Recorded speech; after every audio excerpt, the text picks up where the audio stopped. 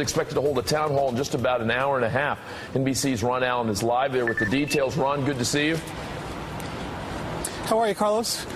Ron, so apparently there's fairly significant, almost disturbing news. Let us know what's happening there in New Hampshire. Well, things are peaceful. There are perhaps several thousand people here in front of the high school, and they are lining the road up to the high school. People for health care reform, for lack of a better way of describing them, on one side, people against it on the other side. Things are very, very orderly. But let me clear up one thing.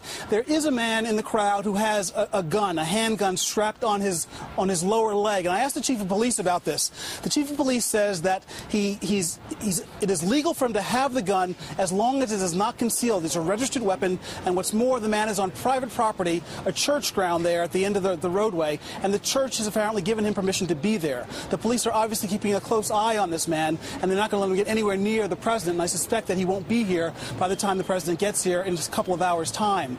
But again, for the most part, things are very peaceful. The police are keeping an eye on things. The crowds are separated. But to be really clear, we're seeing the pictures right now. You're saying a guy has a gun in the open where we already know there are concerns about every president's safety, but certainly this historic president, the 44th president of the United States, and there's no the guy's just being allowed to stay there. Is that right?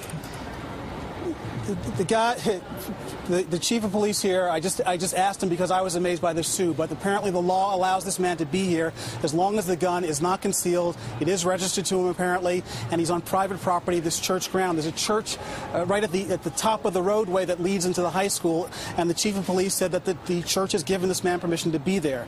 Now, the authorities are well aware of him. They're keeping a very close eye on him. I'm going to check back again because, of course, this is obviously something that a lot of people are going to be amazed by, but that's the way the law apparently works here in New Hampshire.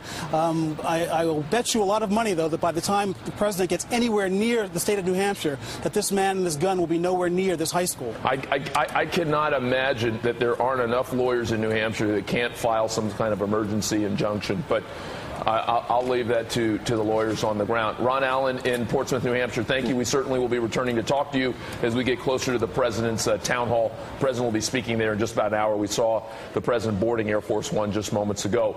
Now to today's provocative daily topic. You know, it's August. The president's poll numbers are tumbling. He's about to be greeted in New Hampshire by hundreds of protesters and one guy with a gun. Are you not entertained? Are you not entertained? Is this not why you are here?